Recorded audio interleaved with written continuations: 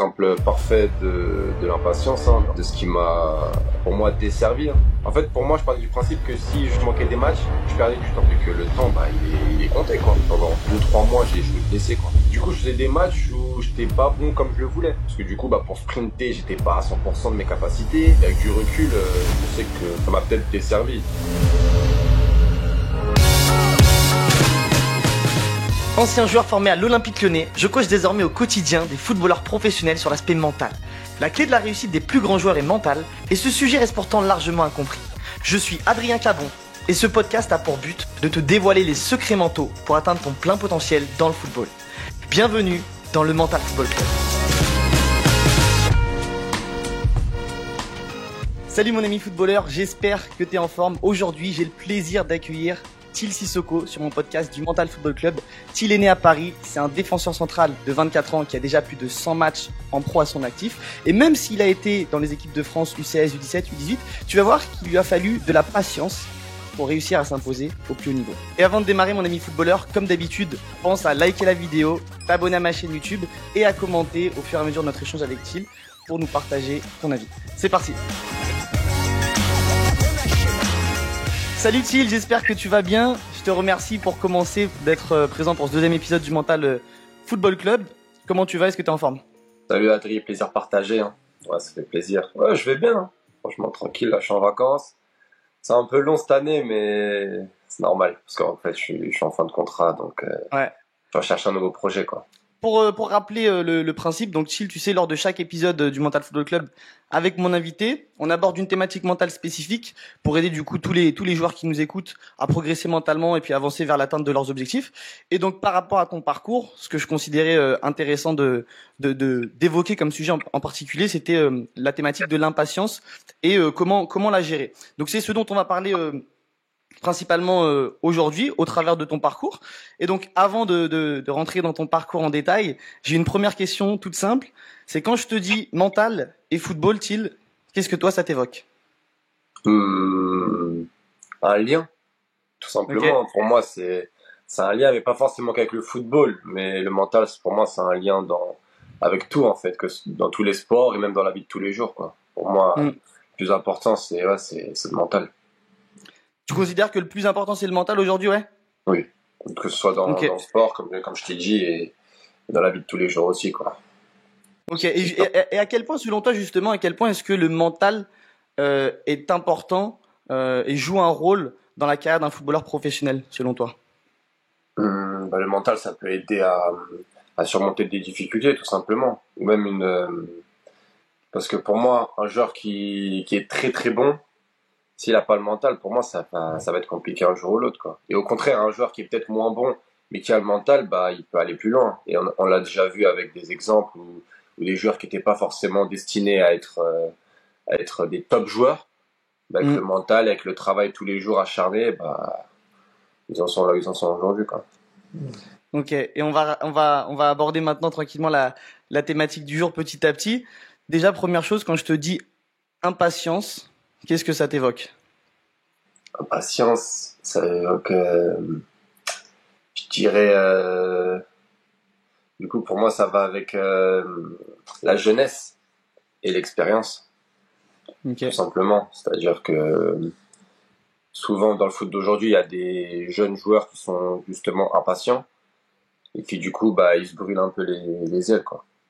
Parce qu'ils veulent aller trop vite, du coup ils loupent des étapes, au final ils s'écroulent, quoi. Ok, donc on va voir justement que tu as vécu toi aussi plus jeune des moments d'impatience. On va voir comment tu as pu les gérer, comment tu as évolué aussi sur ce sujet-là, parce que tu as eu aussi ta formation et ta jeunesse. Donc pour rappeler un petit peu aussi les grandes lignes de ton parcours. Donc toi Thiel, tu as commencé donc le football à 8 ans à Montrouge, puis ensuite tu as intégré l'INF Clairefontaine de 13 ans à 15 ans. Ton premier contrat pro, tu le signes dès 19 ans avec Bordeaux, donc ton club formateur, que tu quittes finalement dans la foulée pour rejoindre Clermont en Ligue 2. Et finalement, c'est à 20 ans, donc en D2 autrichienne, que tu trouveras le temps de jeu que tu étais allé chercher finalement à Clermont. Et depuis, tu as enchaîné 3 saisons complètes en Ligue 2 avec QRM. Est-ce que ça a été dur pour toi de patienter jusqu'à tes 20 ans pour faire ta première vraie saison en pro, sachant que tu as commencé à t'entraîner avec la Ligue 1 de Bordeaux dès tes 17 ans?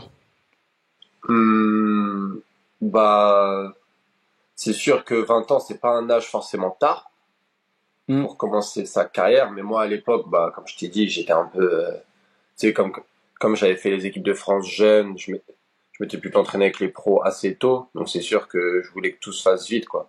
Mais au final, Mm. 20 ans pour moi, c'est un âge parfait où commencer, quoi. Mais pour moi, en fait, il n'y a pas vraiment d'âge. C'est pas une Mm. question de là, à cet âge-là, tu dois commencer ou pas. C'est tout simplement le foot qui parle, quoi. Si tu dois commencer t'as qu'à 25 ans, tu vas commencer à 25 ans, mais c'est qu'il y a une raison, quoi. Ou si tu vas commencer à 16 ans, bah, tu commences à 16 ans. Ouais. Mm. Ok. Et les premiers moments d'impatience dans ton parcours, ils arrivent en formation à Bordeaux, quand tu redescends notamment jouer avec ta catégorie d'âge, Hum. alors que t'es régulièrement surclassé. Est-ce que tu peux nous en parler? C'est sûr que c'était un moment, bah, sur le moment, tu vois, en gros, c'est plus une question d'ego, en fait. Ou en mode, bah, quand t'es jeune, en fait, tu comprends pas forcément pourquoi ils te font redescendre.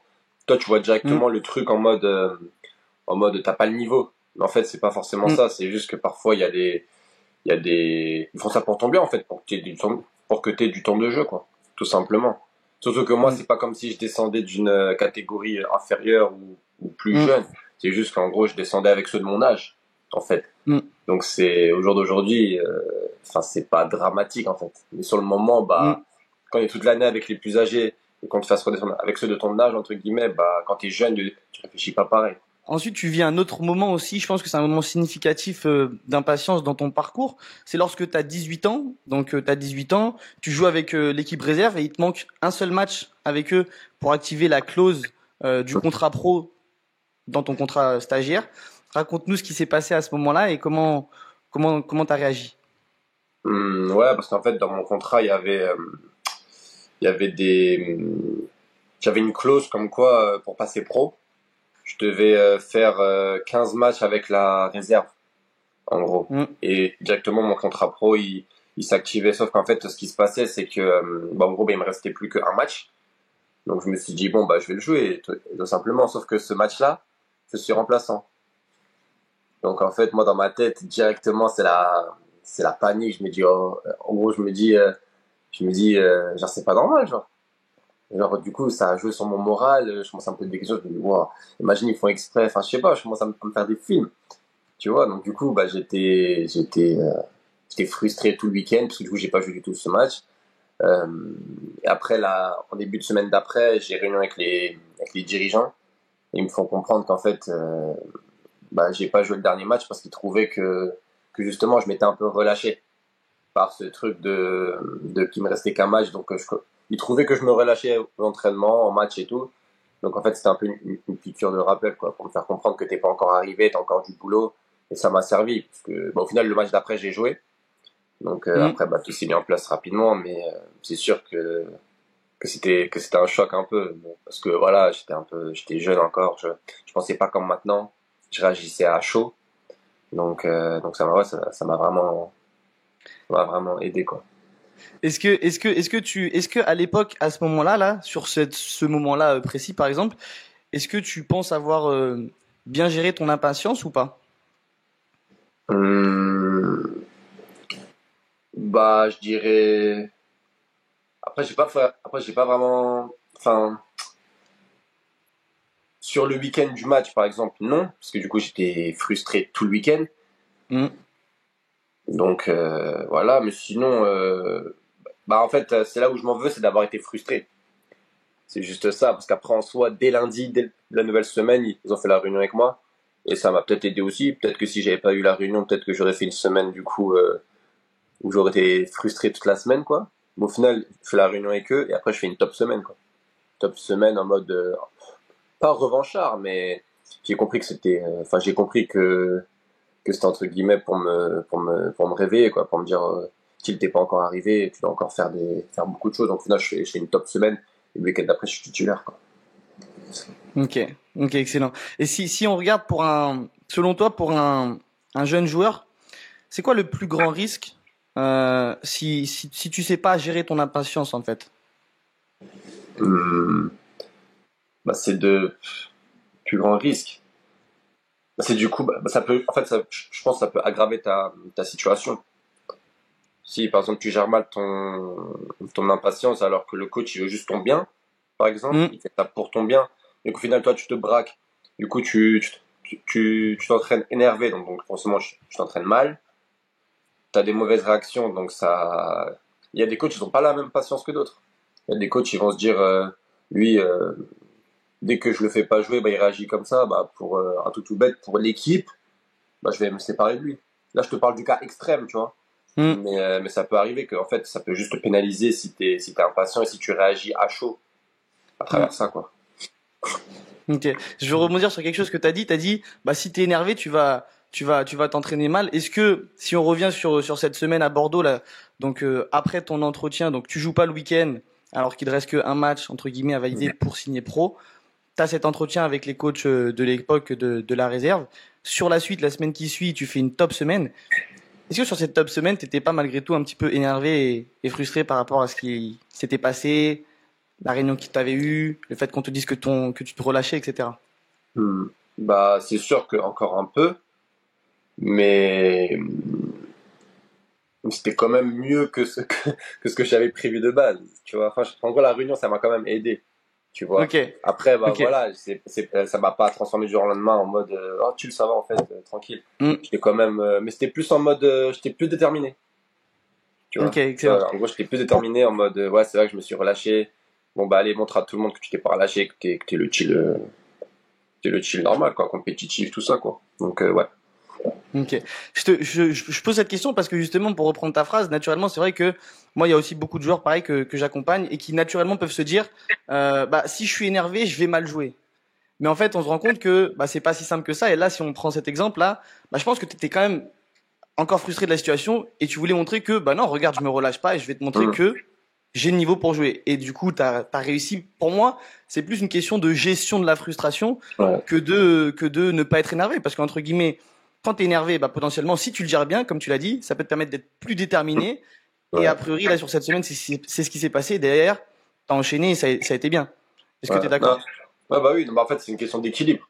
Ouais. Je pense. C'est une question d'équilibre. Je dis, un footballeur, il peut pas être comme ça, de bonne humeur toute la saison, quoi. Il y a forcément des hauts et des bas, mais c'est comment Mm, gérer ça, quoi.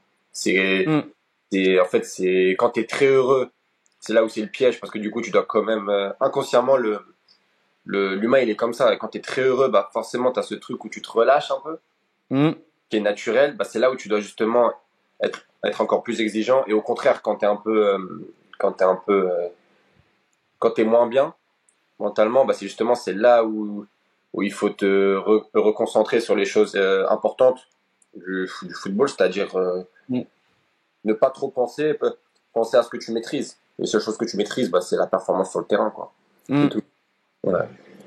Ouais, et puis pour rebondir à nouveau là-dessus, tu vois, moi j'étais en coaching là aussi, on a travaillé sur le sujet avec un joueur, je pense que c'était la semaine dernière, et c'était le cas d'un joueur qui était remplaçant, qui était frustré, il avait été bon entre guillemets un match titulaire la semaine d'avant, la semaine d'après il est remplaçant, il rentre que 15 minutes, et très frustré, etc. parce qu'il n'est pas encore titulaire indiscutable.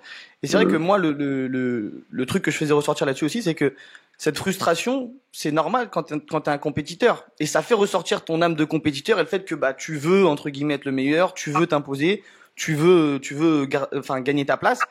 Et selon moi, c'est indispensable dans certaines périodes d'avoir ça. Parce que, exemple, quand on te remet un petit peu en question et qu'on te dit, bon, bah là, Thiel, tu vas pas jouer cette semaine, bah derrière, il y a cette frustration qui, si elle est bien gérée, en effet, te permet d'aller chercher encore plus. Tu vois? Ouais, Et ouais. donc ça, c'est intéressant aussi. Je pense que pour toi, mon ami footballeur là qui nous écoute, faut que tu aies en tête que quand tu es frustré, si tu joues pas, si tu rates des choses, c'est juste déjà de base, c'est normal. On est des êtres humains, c'est normal. Et comme Thiel l'a dit tout à l'heure, bah au niveau émotionnel, tu peux pas être tout le temps heureux.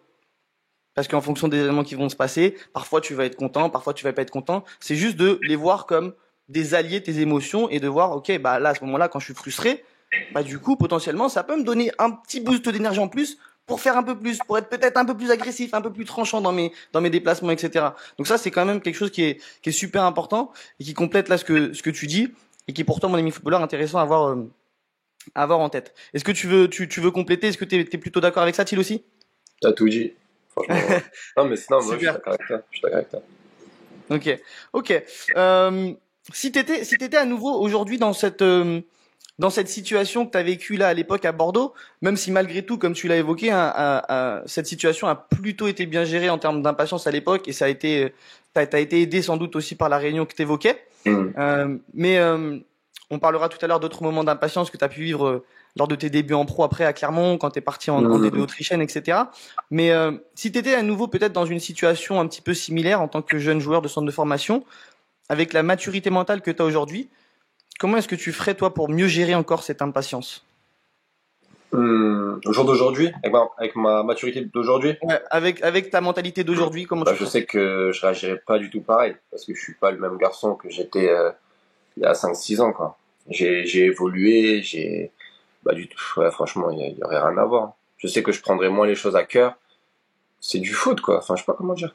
Et d'ailleurs, bah, Mm, je remercie les dirigeants de Bordeaux d'avoir pris le temps de m'expliquer ça, quoi. Parce que du coup, ça m'a aidé mm, sur le moment. Mais mm, au jour d'aujourd'hui, je pense pas que j'aurais besoin d'explications des coachs. mm, Je sais que bah, dans le foot, parfois, il y a des choses. Parce qu'en fait, il faut prendre en compte que le coach, il a des choix à faire. Et parfois, c'est pas forcément qu'il a un truc contre toi, c'est juste que parfois, il réfléchit pour l'équipe. mm, Donc en fait, il y a plein de choses que. Je sais qu'aujourd'hui, en gros, moi personnellement, je me concentre vraiment que sur le terrain. Et je réfléchis que par rapport à mes performances sur le terrain. mm, Je regarde moins l'extérieur, genre, c'est-à-dire que je regarde moins en me disant ouais, qu'est-ce que le coach il pense de moi, je regarde moins la concurrence, je regarde moins, je mm. suis vraiment focus dans mon monde. Mais je sais qu'aujourd'hui, si cela ça m'arrive, je sais que franchement, je sais juste, bah, en gros, bah, je me remettrai en question moi, tout simplement. Mm. Et même si au bout de un mois, il n'y a toujours rien qui change, je joue toujours pas, je sais que je serai pas inquiet pour autant parce que je suis persuadé que c'est le terrain qui parle. Donc je serai toujours dans mon monde, je serai perché un peu, genre, dans mon monde, entraînement, focus Mm, entraînement, pour montrer, quoi. Et un jour ou l'autre, ça paye. Et parfois, ça paye pas, hein, parce que le foot, c'est pas mm. aussi simple, hein, c'est pas, tu vois. En gros, le travail, ça Mm. paye, mais parfois, t'as beau travailler, le foot, c'est un monde, tu vois, c'est un monde méchant quand même, tu vois. Enfin, je pense qu'il y a beaucoup Ouais. de footballeurs qui ont vécu des injustices pour eux. Mm. C'est-à-dire que, tu sais, on dit souvent, ouais, le travail, ça paye, le travail, ça paye. Ça, parfois, ça met du temps à payer. Et pas Mm. forcément dans le club où tu es actuellement. Dans le club actuellement, Mm. tu peux travailler pendant 3 ans, ils ne te font pas jouer. Tu vas dans le club d'après, et c'est là où tu as les bénéfices de tout ce que tu as travaillé pendant les 3 années avant, tu vois. Donc, en fait, Mm. ouais, faut juste être focus sur soi et être dans son monde, entre guillemets.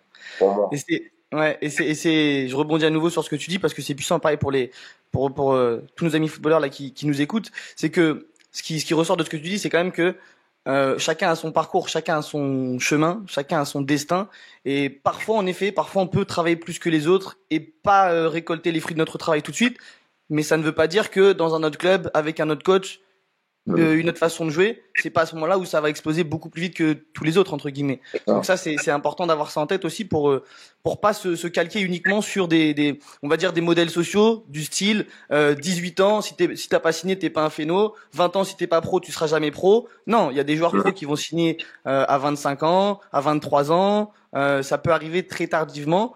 Donc entre guillemets, chacun a son chemin et puis en fonction de différentes choses, certains vont être prêts plus tôt, d'autres plus tard. Ça, c'est important, je pense, pour les jeunes qui nous écoutent aussi de l'avoir en tête, pour toujours continuer à mettre des choses en place et puis avoir foi en son destin et en ses capacités aussi. C'est ça. Non, faut juste être focus sur ce qu'on peut contrôler.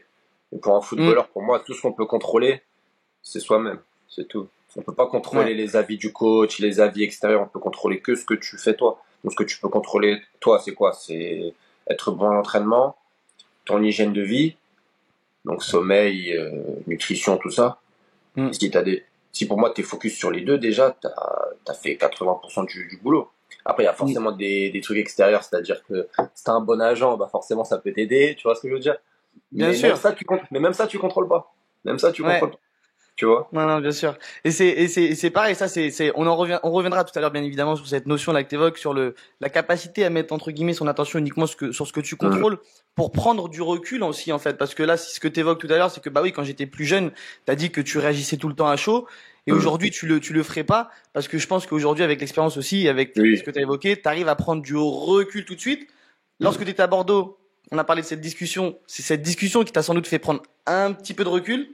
Et là, aujourd'hui, tu as la capacité, entre guillemets, à le faire tout seul et du coup à accepter les choix plus sereinement, sans forcément toi te remettre en question trop, en te remettant en question de la bonne manière pour aller chercher à faire toujours un petit peu plus, mais sans te dire, comme peut-être la réaction naturelle quand tu es jeune que tu as évoqué tout à l'heure de ah j'ai pas de niveau, c'est pas normal, bah si j'ai le niveau, etc. Ah ouais, ah bah oui. Non, mais en fait, c'est en gros, c'est directement se remettre en question toi. Mm. Et c'est tout, hein. Ça sert à rien de se dire, Mm. ouais, en fait, c'est juste que le coach, il m'aime pas, parce que du coup, tu te caches derrière ça. Du coup, tu travailles plus. Ouais. Tu vois, je te jure, Ouais, on est d'accord là-dessus. Je rebondis aussi. C'est pareil. C'est quand tu vas dire le coach m'aime pas. Pour moi, c'est la même chose. Pour moi, c'est une excuse. C'est une Et ça peut être excuse le cas, hein. Ça peut être le cas. Le coach, ça se trouve, Ouais. il peut vraiment pas t'aimer aussi. Mm. Que voilà, c'est du foot. Enfin, on sait comment c'est. Les Ouais. ceux qui regardent le podcast, ils savent comment c'est le foot. Mais Ouais. malheureusement, ça, tu peux pas le changer. Donc limite, limite, ça doit encore plus te motiver pour le dire. Il m'aime pas, ok, mais je dois quand même lui montrer que sur le terrain, je suis quand même le meilleur, quoi. On te demande pas Ouais. d'être ami avec tous tes coachs, hein. Les coachs, c'est pas tes amis, hein. Tu vois. Ils peuvent être bienveillants avec toi et tout, mais les coachs, c'est pas, enfin, les entraîneurs, c'est pas forcément tes amis, hein. C'est juste, ils ont leur intérêt aussi, hein. Tu vois ce que je veux dire? Ça, c'est à nouveau intéressant ce que tu évoques pour les joueurs qui nous écoutent. C'est ça, c'est entre guillemets, il faut avoir cette capacité à nouveau là, à ce moment-là, à être en paix et serein malgré l'avis du coach, malgré ce que lui potentiellement va faire.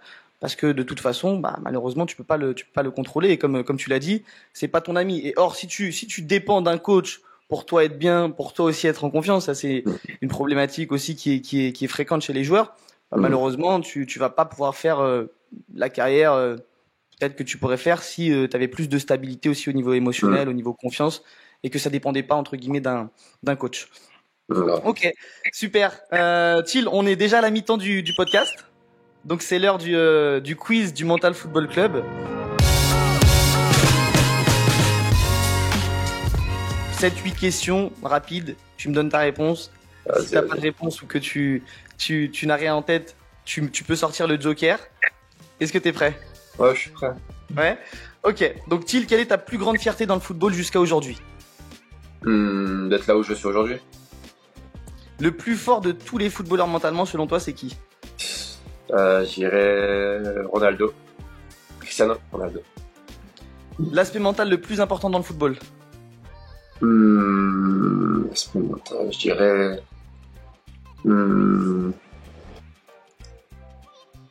Persévérance. Ton plus gros point fort au niveau mental, selon toi?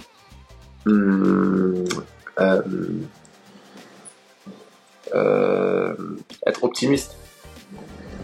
Ton plus gros point faible au niveau mental?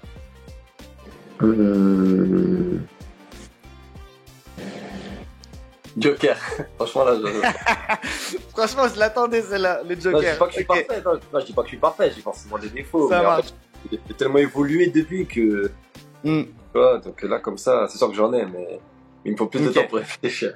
Ok. Ton occupation préférée pour lâcher prise et couper du foot?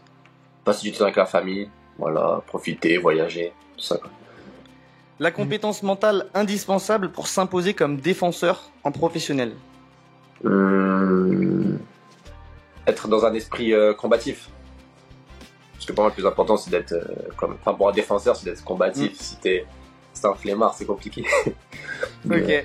Et si on était sur FIFA et que tu devais te mettre une note au niveau mental de 1 à 10, quelle serait-elle? Je me mettrais allez, un bon 8. 8-9. Ok, super. Excellent. On en a fini pour ce quiz, pour la mi-temps. C'est la mi-temps et du coup, j'en profite aussi pour rappeler à nos amis footballeurs de bien liker la vidéo, de vous abonner à ma chaîne YouTube et de commenter au fur et à mesure de notre échange pour vous dire déjà ce que vous pensez et nous partager votre avis. Et on continue, on enchaîne avec du coup la deuxième partie du podcast. Donc, on va revenir maintenant un petit peu plus sur ton passage en pro. Et donc, selon moi, le moment où je pense que tu as ressenti le plus d'impatience dans ta carrière, j'imagine que c'est à la fin de ta première année en pro à Clermont, puisque tu vas là-bas pour jouer. Et au final, tu fais que 3 matchs en Ligue 2 lors de ta première saison.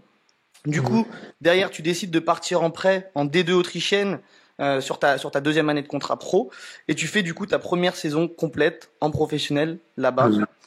Est-ce que lors de cette première saison en Autriche, est-ce que tu arrives à jouer à ton meilleur niveau là-bas? Pardon Adrien, j'aimerais juste rectifier un truc. J'allais pas Dis-moi. forcément à Clermont dans ce truc de je vais jouer. C'était en mode, moi, dans mes objectifs, j'y allais pour jouer, quoi. Tu vois. C'est Ok, juste qu'en gros, bah, après, ça s'est pas fait, voilà, pour X raisons. Mais ok. moi, enfin, moi, j'avais des objectifs à Clermont, c'était de m'imposer, oui, clairement. Après, ça s'est pas fait, Mm. donc oui, du coup, je suis parti en D2 autrichienne, quoi. Ouais. Ok. Et donc du coup, est-ce que lors de ta première saison en D2 autrichienne là-bas, Hmm. est-ce que tu réussis dès cette première année là-bas en pro à jouer ton meilleur football? Bah, en fait, j'avais, du coup, avant mon expérience en Autriche, j'avais, du coup, jamais vraiment eu, une saison complète en pro, quoi. Donc on peut dire que c'était un peu ma première expérience en professionnel, c'était là-bas quoi. C'est vraiment là-bas que j'ai lancé ma carrière quoi, puisque j'avais un coach qui me faisait confiance, ils m'ont fait comprendre que qu'il comptait sur moi en Mhm. tant que titulaire. Donc oui, c'est là-bas vraiment que j'ai progressé où j'ai commencé à jouer tout simplement. Et ouais, donc je suis content d'être passé par là. Du coup, j'ai dû redescendre un peu dans le niveau professionnel pour bah, remonter maintenant aujourd'hui, on espère Ouais. le plus haut possible. Et est-ce que lorsque tu étais en effet à la fin de ta première année de contrat pro à Clermont, est-ce que tu considères que ça a été en effet le moment peut-être où tu as eu le plus d'impatience et est-ce que c'est cette impatience qui t'a fait partir en D2 autrichienne du coup? Hum, Bah, c'est plein de choses que je contrôlais pas forcément. C'est-à-dire que j'étais dans une équipe où ils avaient déjà des cadres, l'équipe elle Mhm. tournait bien. Moi j'étais considéré, bah j'étais encore jeune quoi. J'avais quoi, 19 ans. Donc après j'ai eu ma chance. Hein. J'ai joué Mhm. des matchs de coupe, j'ai joué un peu en Ligue 2, j'ai fait deux trois matchs. Après, enfin, enfin, je dirais que toute l'année j'ai essayé de progresser et j'ai progressé en entraînement parce que malgré tout j'avais un bon coach là-bas qui était Pascal Gastien qui m'a beaucoup fait progresser à l'entraînement. Mais après, je pense que pour lui j'étais pas encore prêt pour jouer titulaire avec l'équipe quoi. Ok. Et donc du coup ensuite tu vas en Autriche. En Autriche donc tu fais ta première saison en pro en D2 là-bas. Tu fais quasiment une saison complète avec quasiment tous les matchs. Par contre, t'enchaînes des matchs en étant un petit peu blessé, en étant diminué physiquement. Est-ce Ouais. que tu peux nous en parler? Bah là c'est l'exemple parfait de l'impatience hein, encore de ce qui m'a pour moi desservi hein. Parce que du coup j'étais tellement en fait j'allais là-bas en mission en mode Mm. entre guillemets Bordeaux s'est pas passé comme je voulais, c'est-à-dire que Bordeaux j'aurais voulu m'imposer là-bas, Clermont pareil, donc là je me suis dit les deux autrichiennes faut absolument que je m'impose et j'étais dans ce truc où en mode même blessé je vais jouer, tu vois ce que je veux dire. Mm. Du coup ouais bah en fait j'ai eu une déchirure au quadri et le truc c'est qu'en gros en temps normal la bonne réaction c'est d'arrêter quoi, tout simplement Mm. et bien guérir. Parce que moi je voulais tellement jouer tous les matchs. En fait, pour moi, je partais du principe que si je manquais des matchs, je perdais du temps. Je perdais du Mm. temps que le temps, bah, il est compté, quoi. Donc, du coup, Mm. j'ai peut-être joué, je sais pas, peut-être pendant deux trois mois, j'ai joué blessé, quoi. Avec un grade, en plus, qui faisait que s'aggraver à chaque fois, à chaque match. Donc, ouais, donc il y a des matchs, franchement, je jouais, mais je boitais tout le match, quoi. Et Ok. j'en faisais pas forcément part parce que je voulais tellement jouer tous les matchs. Mais du coup, je faisais des matchs où j'étais pas bon comme je le voulais. Parce que du coup, bah, pour sprinter, j'étais pas à 100% de mes capacités. Sauf que les gens qui regardent autour, ils le savent pas, ça, que t'es blessé. Mm. Donc, eux, ils se disent juste ouais, il est lent, tu vois ce que je veux dire, alors que, enfin, je suis plutôt rapide, tu vois. Donc, Mm. en fait, j'ai joué peut-être deux, trois mois comme ça. Et avec du recul, je sais que ça m'a peut-être desservi. Après, attention, hein, j'ai fait des bons matchs aussi. Mm. Bah, quand j'étais pas blessé, du coup. Mais quand j'étais Mm. blessé, c'est vraiment la preuve que j'étais impatient, quoi. Je voulais pas accepter que Mm. j'étais blessé et que je puisse rater. Au final, j'aurais pu rater peut-être 3 semaines.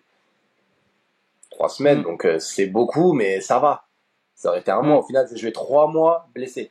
Donc trois Mm. mois où quand ça m'abandonne dans la profondeur, je peux pas courir à fond. Mm. Mm. Tu Mm. vois, enfin, c'est pas. Enfin, ouais, franchement, c'était stress. En plus, c'était stressant parce qu'à chaque fois, du coup, j'ai glacé, mais ça marche pas. Enfin, c'est pas comme ça.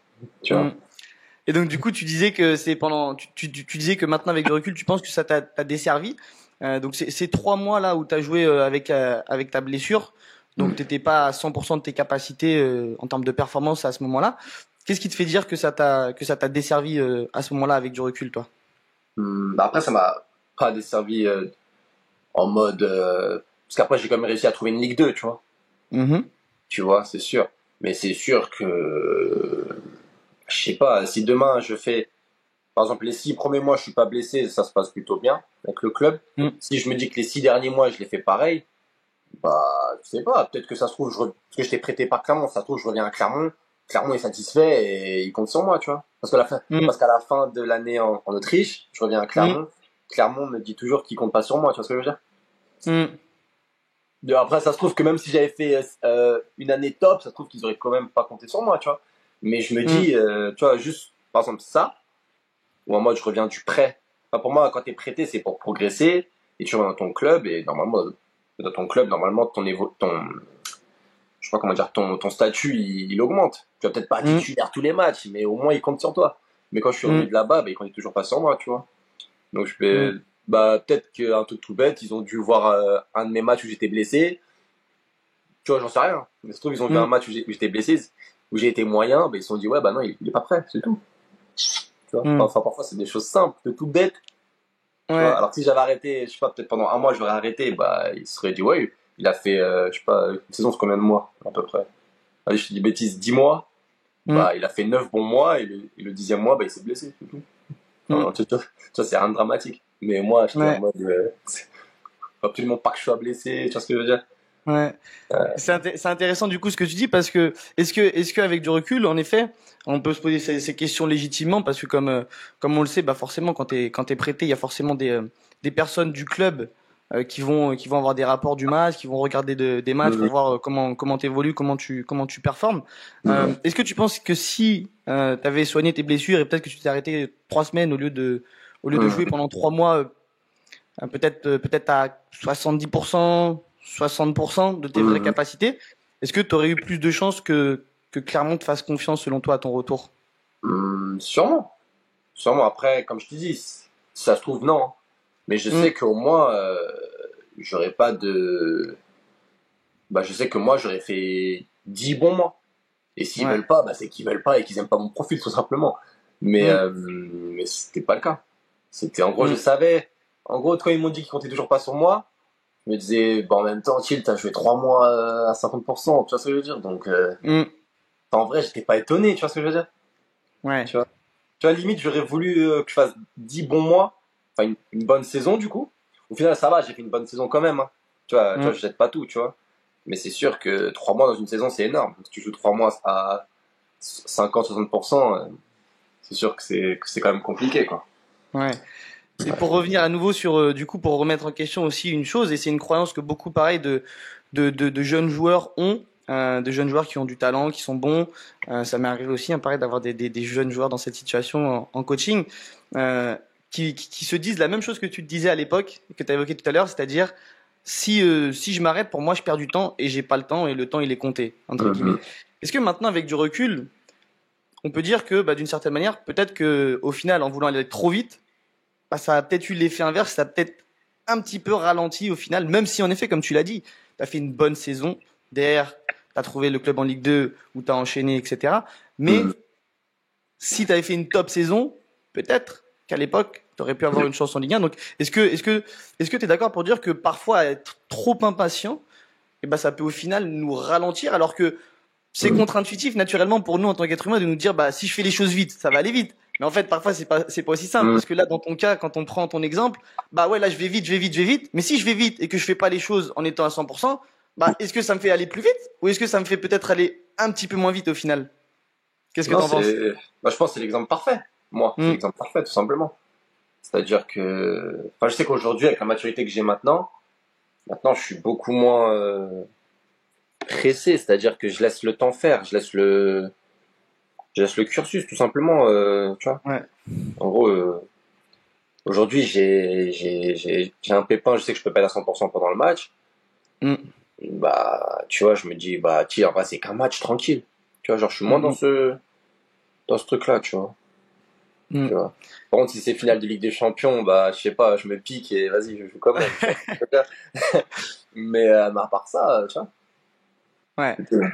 À prendre en compte en fonction du contexte, bien évidemment, comme tu le dis. Si c'est une Ouais, finale de Ligue des Champions et que c'est un match, si après la ouais, saison est terminée, que tu vas te reposer pendant 2 mois, je pense qu'il c'est y a pas ça. mal de joueurs qui ont déjà Bah sans oui, doute vécu ces situations et qui ont forcé un petit peu sur les derniers matchs parce qu'il y a une c'est coupe à ça, aller chercher. bien Et sûr. ça, en effet, ça Bien c'est sûr, de toute normal. C'est façon, à contextualiser. sur la plupart des footballeurs, ils jouent avec des petits pépins tout le temps, hein. Mm, Mais une fois qu'on est chaud, bah après, on sent plus le truc, quoi. mm. Ouais. Ok, nous Thiel, on s'est rencontrés nous tous les deux sur la saison 2021-2022, donc quand justement bah t'es prêté lors de ta première saison à QRM suite à ton année en Autriche. Mhm. Est-ce que tu considères que le suivi mental individualisé qu'on a réalisé ensemble a été un déclic, une aide pour mieux gérer justement ton impatience? Ouais, ouais, franchement, clairement, hein. Parce qu'en plus, quand on se rend compte, c'est justement un moment où je suis blessé, Mm, où bah, c'est drôle, mais j'ai la même blessure que j'avais un an auparavant en Autriche. mm, C'est la même, mais en plus grave. Du coup, ouais, non, j'étais blessé pour 3 mois, il me semble. Donc mm, pendant 3 mois, du coup, j'ai pu bah, bosser ma blessure pour revenir bien. Et en même temps, j'ai pu bosser mentalement avec toi. Parce que justement, à cette période-là, j'étais quand même très frustré, mm, parce que bah, j'étais encore prêté par Clermont en QI, en Ligue 2, l'année d'après. Donc, bah, pareil, j'étais encore dans ce truc un peu comme en Autriche, où en mode, faut que je fasse une bonne saison pour que quand je revienne à Clermont, bah, qu'ils comptent sur moi, quoi. Et j'étais encore dans ce truc en mode en mission. mm, Donc, sauf que j'avais appris de l'Autriche, c'est-à-dire que là, je me suis blessé, je me suis arrêté direct. Mais j'étais très mm, frustré parce que du coup, je voulais que ça aille vite encore. Et je mm, perdais encore 3 mois. Donc voilà, mais au final, ça m'a aidé parce que du coup, ça m'a ouvert d'autres façons de penser, du coup, avec le coaching mental que j'ai fait avec toi sur l'impatience. Du coup, j'étais très mm, frustré, vraiment. J'aimais pas être blessé, j'avais l'impression que je perdais du temps, mm, tu vois. Et au final, bah, quand je suis sorti de cette blessure-là, donc au bout des 3 mois, donc du coup, j'avais fait un coaching de 3 mois en plus avec toi. mm, Donc, bah, je suis revenu, au final, j'ai jamais été aussi bien, tu vois. mm, Et là, enfin, je touche du bois, mais depuis, bah, je me suis pas reblessé, tu vois. Euh, et mentalement, je suis beaucoup mieux, tu vois. Je suis plus posé, je suis moins dans tu vois, je suis plus focus sur moi-même. C'est-à-dire que je mm, travaille que pour moi, je pense que à moi, je pense que, mais c'est un sport collectif, mais je te parle de mes performances, je me remets tout le temps en question. mm, Le coach me met pas titulaire, je vais pas directement être en panique, je vais dire en mode, bah, ok, bon, bah, la semaine d'après, je montre. Je sais qu'aujourd'hui, genre, je suis, enfin, rien à voir. Après, voilà. je pense qu'il y a l'âge aussi qui fait que, bah, j'ai pas le même âge aussi, donc forcément qu'on a plus d'expérience dans la vie aussi. Donc ouais, enfin, tout ça, Mm. ça joue, quoi. Ouais. Ok. Et est-ce que tu peux partager avec tous les joueurs qui nous écoutent, pardon, tous nos amis footballeurs, euh, ce qui t'a le plus permis d'avancer sur cette gestion de l'impatience dans le suivi mental individualisé qu'on a fait ensemble? Qu'est-ce que t'as appris, découvert, réussi à mettre en pratique grâce au coaching qu'on a fait ensemble, qui t'a le plus aidé sur cet aspect spécifique de la gestion de l'impatience selon toi? Hum, franchement, c'était vaste, hein, ce qu'on a fait, hein. Il y a plein de trucs qui m'ont Mm, aidé, mais moi, c'est surtout dans ce truc de lâcher prise. C'est-à-dire que laisser être un peu plus sur le destin, tu vois. Tu vois, en gros, avant, je voulais mm, vraiment tout contrôler. Mais je sais qu'aujourd'hui, il y a des trucs mm, que je contrôle pas. Même une blessure, je peux mm, la contrôler en mangeant bien, en dormant bien. Mais même parfois, parfois, tu peux manger mal et pas te blesser de la saison. Tu vois ce que je veux dire? Et parfois, tu peux manger bien mm, et quand même te blesser. Donc ça, j'estime que même ça, je le contrôle pas. Tu vois ce que je veux dire? Je peux mm, aider à pas me blesser, mais même ça, mm, au final, tu contrôles pas. Donc en fait, c'est surtout ouais, en fait, si j'ai, en gros, s'il y a un truc vraiment où j'ai eu le déclic, c'est être focus que sur ce que je peux contrôler. Tu vois? mm, Ouais. mm. Pour compléter sur ce que tu dis là, c'est super intéressant. C'est vrai que ça, c'est un truc qu'on travaille beaucoup, que j'ai l'habitude de travailler beaucoup aussi avec d'autres joueurs. Et avec Thiel, là, c'est comme il l'évoque, c'est ce qui a fait le déclic. Et c'est ce qui fait le déclic généralement pour beaucoup de joueurs quand on travaille en coaching sur ces notions-là, pour réussir à lâcher prise et entre guillemets à être dans cette sensation de paix intérieure, même quand il y a des situations difficiles, même quand je joue pas, même quand ça va pas aussi vite que prévu. Et puis d'avoir en effet cette prise de conscience. Généralement, ce qu'on fait en coaching avec les joueurs, c'est que on fait un exercice, et tu t'en rappelles sans doute, où on fait un coaching de prise de conscience. Et je sais pas si tu te rappelles de l'exercice où on fait un tableau avec 2 colonnes, et à gauche on met toutes les choses qui dépendent pas que de toi, Ouais. et à droite toutes les choses qui dépendent que de toi. Et en fait, cet exercice, c'est un truc que je fais souvent en coaching, qu'on a pu faire aussi du coup, bien évidemment avec Thiel. Et ça, le but, c'est simplement de prendre conscience, comme l'a évoqué Thiel, qu'en fait, il y a énormément d'incertitudes dans le monde en général, mais dans le foot de haut niveau, parce que nous, quand on travaille ensemble, on parle de football de haut niveau. Et donc, quand tu prends conscience de ça, derrière, c'est ça qui te permet en effet d'avoir beaucoup plus de lâcher prise et de sérénité en te disant, mais en fait, la stratégie mentale que moi je vais mettre en place à partir de maintenant, c'est de faire en sorte d'à chaque fois que je vois que mon esprit commence à être focalisé sur autre chose qu'une chose qui dépend que de moi, et ben je refocalise tout de suite. Je me demande, mais en fait, est-ce que ça dépend que de moi? Non. Bon bah alors pourquoi est-ce que je vais perdre de l'énergie là-dessus? Et je refocalise petit à petit entre guillemets, comme tu l'as dit, et comme tu arrives maintenant à le faire, comme tu l'as automatisé maintenant grâce au coaching et après à la répétition du travail qu'on a pu faire aussi. Et ça, c'est vrai que pour tous nos amis footballeurs nouveaux qui nous écoutent, ça c'est un point clé, c'est-à-dire qu'on a l'impression de le savoir et de se dire mais c'est bon, ça je sais, c'est évident. Mais en fait, si tu fais pas ce travail de profondeur, t'en prends pas vraiment conscience et tu réagis toujours en Ouais. automatique. Alors qu'aujourd'hui, je pense que tu es d'accord pour dire que avant tu avais un fonctionnement automatique différent et maintenant tu as ce nouveau fonctionnement automatique qui te permet de quasiment instantanément être en mode c'est OK, genre je suis serein. Il y a plus entre guillemets tous ces questionnements qui pouvaient apparaître avant. Ouais, ça, T'es c'est ça. d'accord? Et si on réfléchit bien, il n'y a pas tant de choses qu'on contrôle dans le foot, hein. Si tu réfléchis bien, Ouais. moi dans ma liste là, il y a 2 choses que je contrôle, hein. Hmm. Et, Il y aurait quoi du et, coup dans ta liste? et 20 choses que je contrôle pas. Tu vois ce que je veux dire?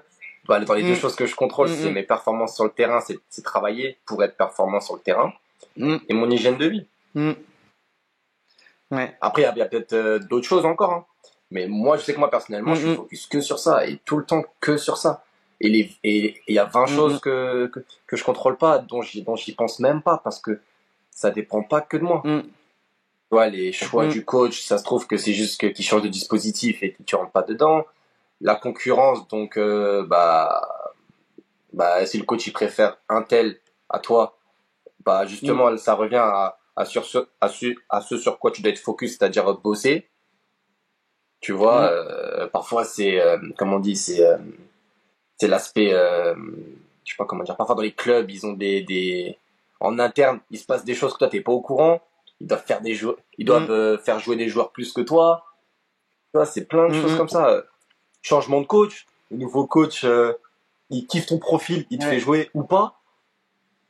Tu vois, c'est plein de, tu vois, franchement, c'est rien de trop réfléchir parfois, hein, je te jure. Ouais, mais c'est vrai que c'est intéressant, je pense c'est vraiment de la lucidité en fait, de la lucidité et un travail d'acceptation parce que c'est ça quand on avait travaillé là-dessus, nous c'était vraiment un travail d'acceptation simplement du fait que on peut pas tout contrôler. Et comme tu l'as dit, t'as appris entre guillemets à lâcher prise sur les choses où tu pouvais pas tout contrôler. Par contre, sur celles où ça dépend que de toi, comme tu l'as évoqué, ton hygiène de vie et tes performances sur le terrain et donc surtout qu'est-ce que tu vas mettre en place pour atteindre telle ou telle niveau de performance. Là, du coup, là, t'es à fond là-dedans. Et je pense que ça, c'est une forme de lucidité, vraiment de maturité mentale aussi, d'avoir cette capacité. Et donc, du coup, la bonne nouvelle, c'est que ça s'apprend, mais d'avoir cette capacité à être lucide sur le fait que, en fait, parfois, je peux même être très bon et on va pas me mettre. C'est la réalité. C'est la réalité parce que comme tu l'as dit, le coach, il peut avoir une perception différente. Il a ses intérêts. Il pense à lui et donc à l'équipe et donc au résultat pour pour garder son poste entre guillemets. Et donc du coup, ça peut faire en sorte que parfois, des joueurs qui sont bons ne jouent pas. Mais c'est comme ça et faut être lucide sur le fait que ça va être comme ça. Et le jour où tu arrives à l'accepter vraiment profondément, du coup, tu es dans la situation où tu es aujourd'hui, c'est-à-dire que tu es beaucoup plus en paix malgré les difficultés, parce que des difficultés, il y en aura toujours. Exactement, t'as tout dit, hein. Ouais. Ok. Aujourd'hui, Thiel, si on parle un petit peu de là où t'en es, donc toi, tu as déjà fait plus de 100 matchs en professionnel aujourd'hui. Tu viens de terminer 2 saisons complètes avec QRM. Et depuis 2022, tu fais de la boxe en entraînement complémentaire. De base, je sais que tu l'avais mis en place pour améliorer tes appuis. Est-ce que au niveau mental, ça t'a permis de progresser sur certains aspects également? Et si oui, lesquels? Ouais, sur l'aspect agressivité, je dirais. Mhm. Agressivité, du coup, que j'arrive à mettre en place sur le terrain, mais de manière intelligente, c'est-à-dire que je vais pas mettre des coups de poing en match, tu vois ce que je veux dire? Mais ouais, c'est sûr que ça m'a aidé, ouais, sur ça, et même sur à pratiquer autre chose que le foot. Du coup, être plus libéré sur le terrain, je sais pas comment expliquer. C'est-à-dire qu'à la fin de mes séances de boxe, j'avais Mhm. j'avais toutes les... Parce que le foot, quand même, c'est un monde... Il y a quand même de la pression, souvent. Mhm. Donc, j'arrivais après à être... tu vois, ça a aidé à me canaliser un peu. Et à... Tu vois, par exemple, après la boxe, par exemple, j'avais des idées. Tu vois, par exemple, j'avais des... Je sais pas, un souci perso avant la boxe. À la fin de la boxe, j'arrivais à Ouais. le trouver, ce souci. Parce que, je sais pas, Mhm. ça... C'est comme ceux qui vont courir le matin et ils disent que ça les fait réfléchir quand ils courent et quand ils reviennent de la course. Ils ont de nouvelles idées. Bah, je pense que Mhm. c'est réel. Tu vois, qu'en gros, le sport, faire Mhm. un autre sport que le foot, ça peut aider aussi. Tu vois, c'est-à-dire que, bah, du coup, tu penses à autre chose, en Ok. fait. Tu vois. Et du Mhm. coup, bah, quand tu reviens sur le terrain de foot, t'as, c'est comme si t'étais une nouvelle personne pour une nouvelle semaine, quoi. Tu vois. Mhm. C'est ça. Je pense que c'est super intéressant. Pareil, moi, je partage aussi mon avis sur le sujet par rapport à mon expertise. C'est que là, ce que tu évoques, c'est en effet, c'est le fait que si tu, là, à ce moment-là, toi, la boxe, elle te permet de déconnecter mentalement et donc entre guillemets, de gagner en fraîcheur Mm. mentale parce que du coup, vu que t'as pas pensé au football pendant 4-5 heures, et bah, quand tu reviens, ça y est, t'es à nouveau C'est câblé. ça. Mais entre guillemets, on a besoin Mm. de ces moments aussi de répit. Et là, c'est intéressant d'avoir ça en tête pour, pareil, pour les joueurs qui nous écoutent pour trouver entre guillemets, toi par exemple là c'est une activité que tu as trouvée, c'est la Mm. boxe, mais entre guillemets c'est à chacun d'aller trouver ce qui va lui permettre de Mm. déconnecter pour que son cerveau il se Mm. ressource, qu'il aille à droite à gauche sans avoir besoin d'être concentré que sur quelque Ouais, chose. Et après, derrière, ça va te faire gagner en effet en fraîcheur mentale. Ça peut être une bien sûr. activité autre comme la boxe qui est en effet là super complémentaire au football, mais ça peut aussi être d'autres choses. Ça peut être des exercices de Mm. méditation, ça peut être d'aller se balader en ville avec ses Ouais, potes ou sa chérie, d'aller se balader dans la nature. Ça peut être tout et n'importe quoi en fait. C'est à chacun d'aller tester et de voir ce qui te fait en effet gagner et récupérer entre guillemets au niveau fraîcheur mentale. Donc ça, c'est en effet c'est super intéressant et pour compléter même sur la boxe, je pense que la boxe est vraiment comment dire un sport complémentaire même dans cette logique mm. de combat, d'agressivité pour être capable aussi ça c'est dans un autre registre, mais pour les jeunes joueurs, je pense que ça peut même être intéressant dans cette logique de réussir à s'imposer dans un Mm. vestiaire. Si tu fais de la boxe et que tu es sur le ring, je pense que ça peut ça peut te faire travailler aussi sur ton caractère pour que tu puisses plus facilement dire les choses en face, peut-être des cadres au début quand tu arrives, etc., sans chercher les Euh, problèmes, mais juste en disant voilà qui je suis, voilà ce que je mm. pense. C'est pas voilà comment ça va se passer, Ah mais bah voilà oui. ce que je pense. Et de pas avoir peur, tu Mm. vois, de le dire, parce que je pense que quand t'es un jeune joueur et que t'arrives, ça c'est un autre sujet, mais quand t'arrives dans un vestiaire aussi, c'est difficile de s'imposer et des activités complémentaires comme la boxe, il y en a sûrement d'autres. Mais là, entre guillemets, on parle de ça et je pense que c'est vraiment quelque chose Mm. qui peut aider aussi Bah, c'est sûr. à ce C'est niveau-là. sûr, c'est sûr. Ok. Donc du coup, tu dirais que ça t'a permis aussi, donc ça te permet de te canaliser et ça te permet du coup derrière d'avoir, d'accentuer aussi cette paix intérieure, selon Oh, toi, quand même, la ouais. Ouais, boxe? ça joue, hein. Ça joue de ouf. Ouais. Franchement, c'est un super sport. Bah, moi, je connaissais pas du tout avant, tu vois. Mais Mm, c'est sûr que, enfin, au final, je dis pas que c'est un lien, mais depuis que j'ai commencé la boxe, bah, au final, bah, que ce soit à niveau foot ou niveau dans la vie, je sais pas, genre, je suis bien, genre.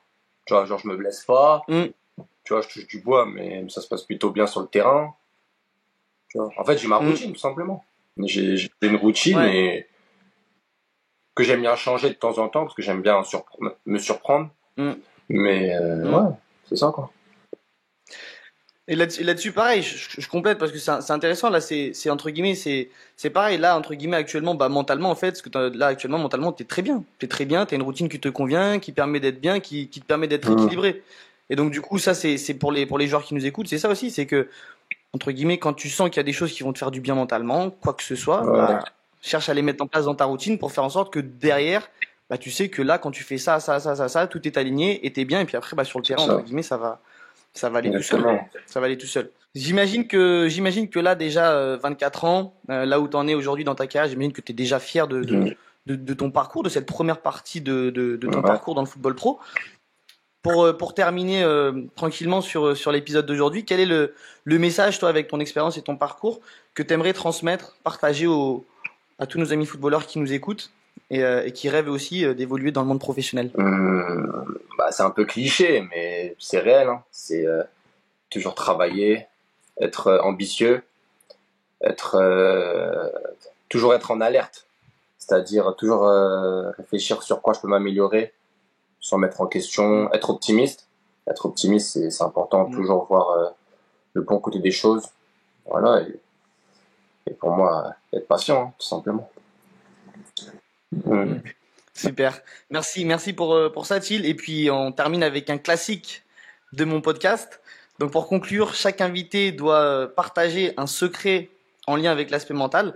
Donc, c'est un petit plus dont tu n'avais pas conscience plus jeune et qui, selon toi, peut faire la différence aujourd'hui et aider tous les joueurs qui nous écoutent à nouveau. Un petit plus comme ça. Je dirais, je sais pas, franchement, j'ai beaucoup évolué. Hein. Je dirais là comme ça. Un truc au niveau mental que tu n'avais pas conscience plus jeune, et si tu en avais eu conscience plus tôt, bam, ça aurait pu t'aider dès ce moment-là. Être focus que sur soi. Hein. Ouais, être focus que sur soi. Ouais. Bon bah écoute Thiel, on a terminé l'épisode. Je te remercie. C'était vraiment un super moment. J'ai beaucoup apprécié. Je pense que tous les joueurs qui nous écoutent aussi auront apprécié l'échange. Il y a eu beaucoup de valeurs et de bons conseils partagés. Donc j'espère que vous avez apprécié. Oubliez pas du coup, si vous avez apprécié, de liker. Si vous n'avez pas apprécié, bah vous pouvez changer de vidéo, de vous abonner à la chaîne YouTube du coup, et puis de commenter pour que je puisse continuer à inviter des invités comme Thiel, des footballeurs professionnels qui sont intéressants et qui ont plein de choses à partager. Donc voilà, en attendant du coup notre prochain épisode, mon ami footballeur, eh bien je te dis à très bientôt, et puis prends soin de ton mental parce que c'est ça qui fait la différence. Ciao ciao, salut Thiel.